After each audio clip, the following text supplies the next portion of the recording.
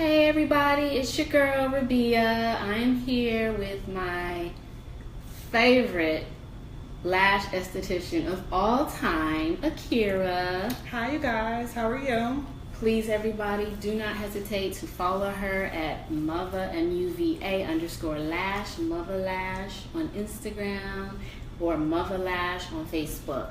You can also follow me at itsme_Rabia, RABIAH on Instagram, or go to my website, itsmerabiah.com. So, I'm so excited. I know. When we get together. It's endless conversation. The conversation just flows. And yeah. I am a student of Akira. She always has something very insightful to say about relationships, about dating, and just about reality TV personalities, just anything.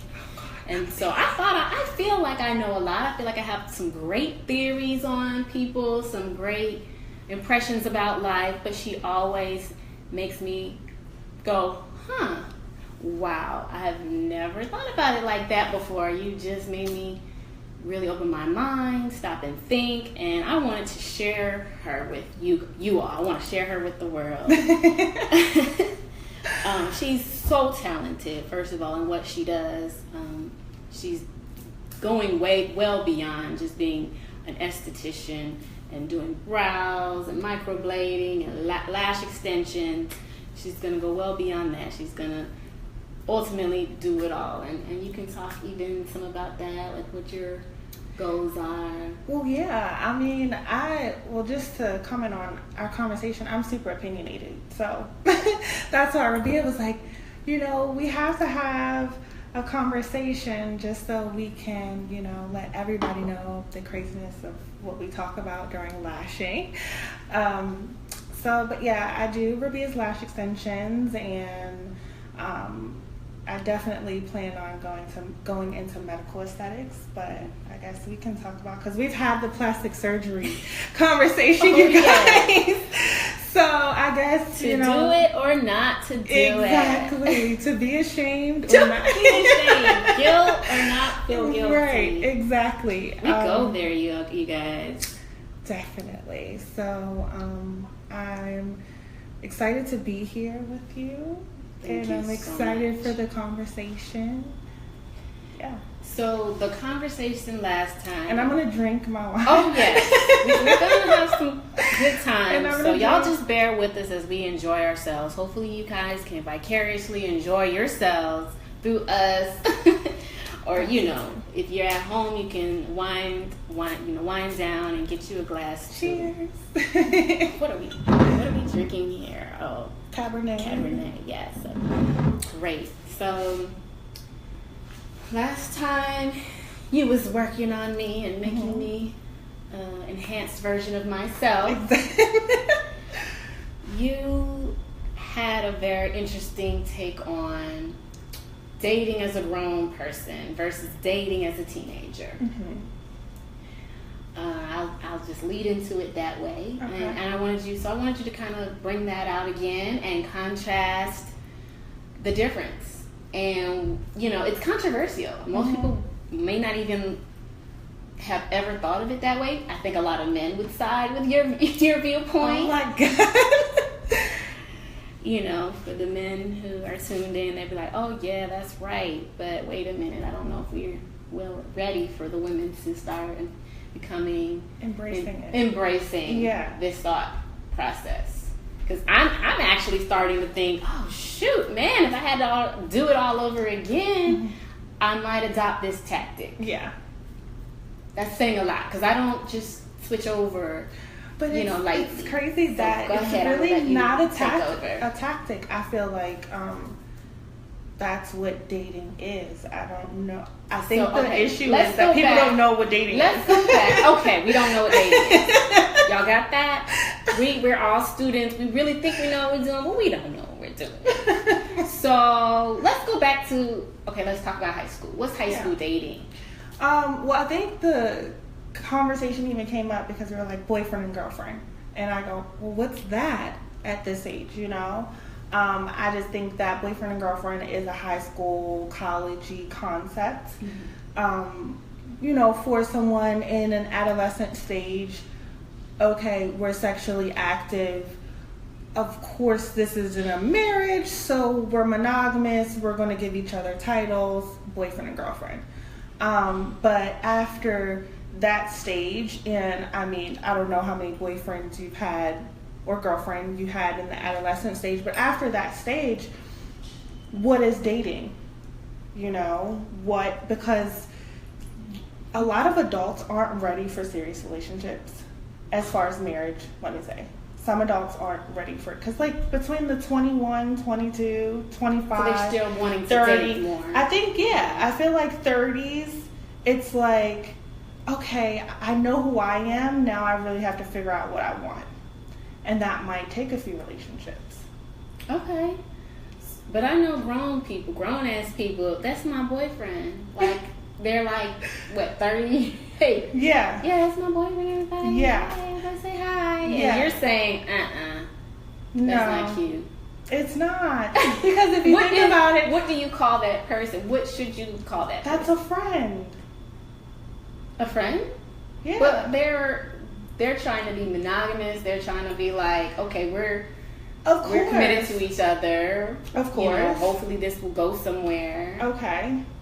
That's still just a friend? Well, don't say friend so lightly, because I feel like if male or female, if I'm calling you my friend, that's serious business. Think about a girlfriend. You probably can count your true girlfriends on one hand, right? And you take those relationships kind of seriously. So then that travels over to guys. It's I think that's the disconnect between dating, is because it's okay, if we're not having sex, we're just friends. But if we're having sex, we're not friends. Well, why wouldn't you want that to be your friend? Because I feel like a friendship is someone I'm not going to talk behind my friend's back. I'm not going to do anything that may make my friend uncomfortable, whether my friend's here or not. So are you saying, if I have a problem, I'm going to go talk to my friend? Are you then saying nobody should be monogamous? Absolutely not. I feel like if you're dating someone and you guys say, I want to be monogamous, perfect.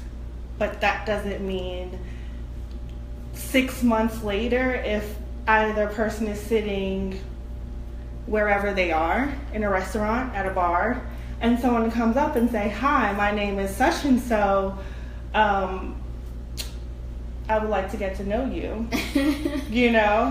I don't think the response should be, I have a boyfriend. Why not? Because I just feel like if that person is seriously trying to court you, they're going to laugh and say, well, honey, I'm not trying to be your boyfriend. I want to get to know you. And that necessarily doesn't mean intimacy. Okay. So you could be monogamous with this person, but I do feel like there's an honesty aspect. Yes.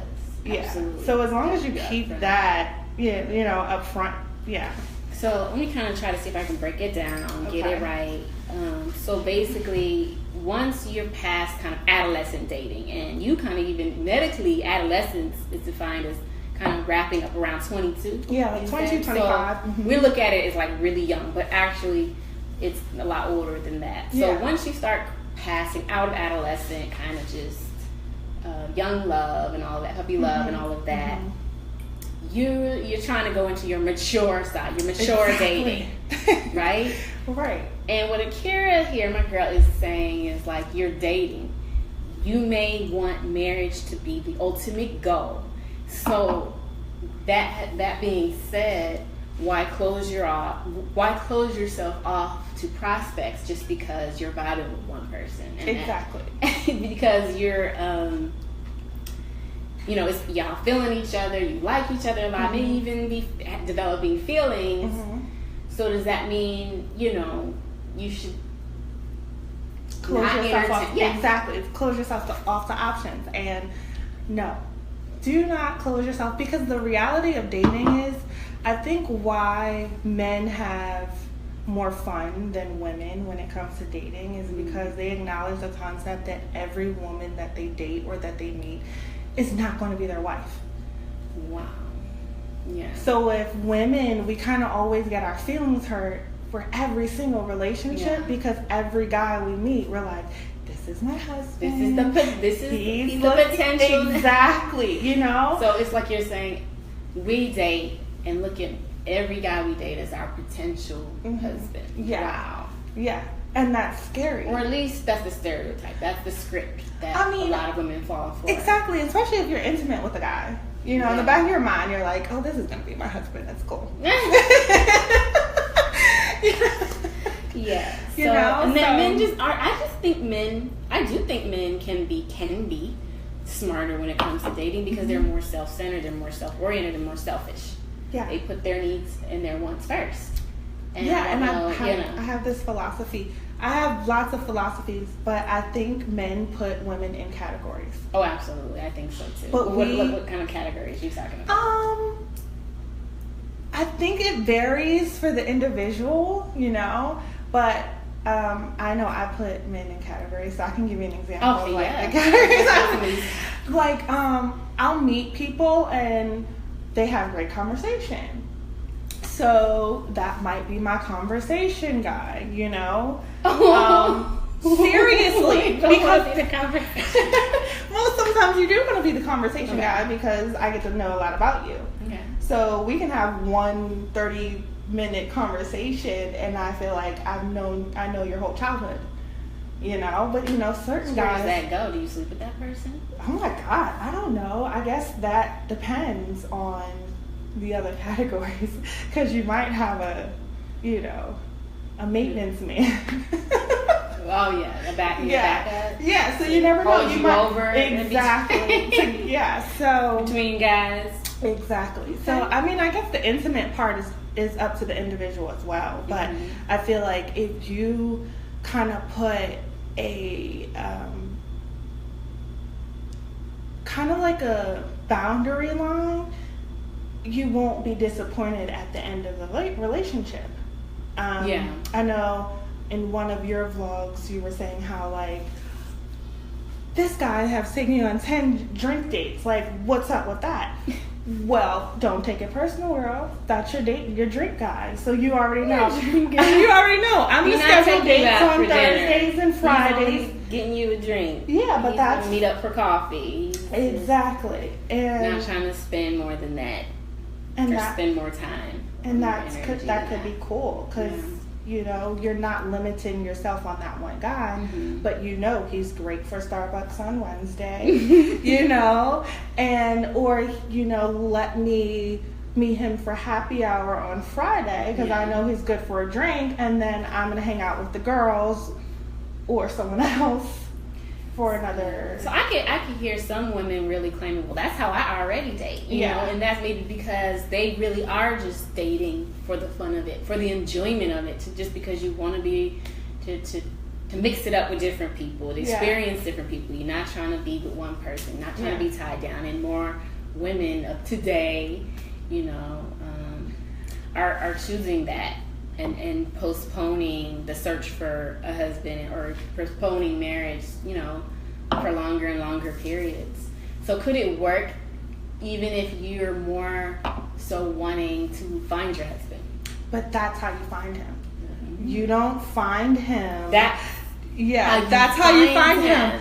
It's a numbers game, ladies. Like you can't think that if you. That's just like, I don't know if anybody has ever been like a telemarketer or in sales. Makes sense. You know, have to knock on many doors. You have to call many phone numbers to get that catch, to get that person that's actually gonna buy the security system. So are these guys like aware that you're still entertaining other men? So when you're, you know, I don't know if men think about that until they're ready to get serious. Okay. You know, because I feel like it's an undertone, especially when you're dating at this age. It's like, I'm 30, I'm 35. Some people have kids. So clearly you've been in some type of past relationship. Yeah. So I just think it's an underlining undertone that, okay, this person is dating. So not until you guys are ready to have that what are we, what is this type of conversation. I don't feel like guys even think about that. I think it's more so if she's not married, she doesn't have a live-in, whatever, let's date.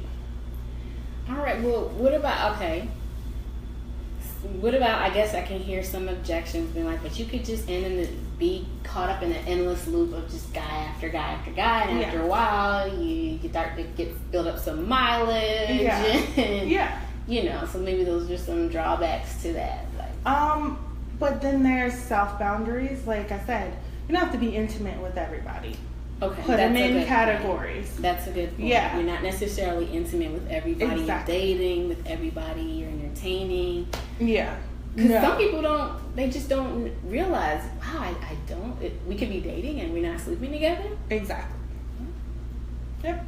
Exactly. And you're feeling the person out, at least. Whereas if it's your boy, if you feel like you have a boyfriend, then you may not even be entertaining other guys as far as, let me see, get to know this person. Exactly.